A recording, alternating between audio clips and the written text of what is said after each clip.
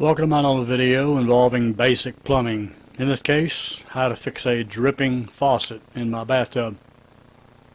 Step one is to remove the basic cover. After the basic cover is off, now it's time to go ahead and take that single screw that holds the handle in place out and then remove the handle.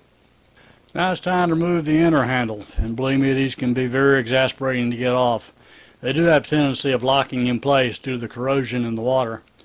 The easiest way I found to get one off is to spray it down inside with WD-40 and then come back in about an hour after the WD-40's had time to sink in.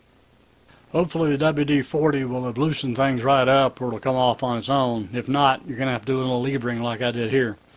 In this case, always lever against the trim ring and never against the tile. The last thing you want to do is break your tile. Once the inner handle is off, all you need to do now is unscrew the actual trim piece that hides the valve stem. This should unscrew just like turning the water on.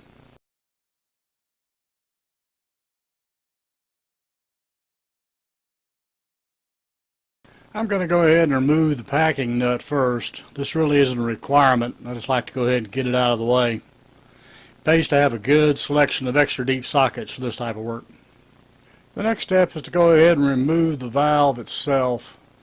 Again, the proper socket in extra deep configuration does wonders here. Before you remove this, make sure that you've changed the diverter valve over to where you drained the shower down.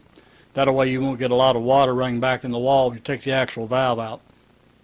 Once you have the valve out, look the surface over really good and see what the end of it looks like. If it's got a pebbly or textured surface to it, it's definitely time to replace that gasket. There is a single screw that usually holds these gaskets in place. Usually it comes right out with a screwdriver. Sometimes a little WD-40 may be necessary. Just take your time with it. If it looks like it's corroded very bad, you're going to need to go to the hardware store and find you a new one before you reinstall the shower valve. The next step is to take the old gasket off, then proceed down to Lowe's, Home Depot, or your favorite hardware store with the old one to make sure that you get the correct one. There are two styles. One's flat, one has a conical raised surface.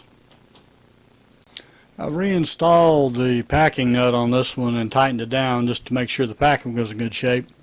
Occasionally the packing will be what's leaking instead of the actual valve surface, but 9 times out of 10 it's usually the gasket that's leaking. These little gaskets are usually sold in packs. There are usually 2 to 10 in a pack, meaning in this case you'll have more than enough gaskets for when the other faucet decides to leak. Once you've got a new gasket on the valve, it's time to go ahead and reinstall the valve. You want to use the same socket that you did before. Hopefully you'll have the situation where you won't have to use a pair of vice grips like I'm doing here. Turned out that came right out with a ratchet, but I couldn't put it in with a ratchet. Now it's time to replace the decorative spindle cover. Probably wouldn't hurt to put a little grease on the inner threads that screw into the valve body as well, just in case these happen to corrode a little bit. What I'm doing now is using a Dremel tool to clean up the valve stem where the inner handle goes on. I'll also add a little grease. Hopefully this will make it easier to take off that handle if I ever have to go in and change out another gasket on this particular valve. Now I'll just slide the inner handle back on and go ahead and close off the water to make sure there won't be any water running in the tub when I turn the water back on. Then I'll reinstall the exterior handle and replace the decorative cover cap, and this project is complete. Well, the king in the video just might be gone, but don't let that be you too. Come on back to see me real soon.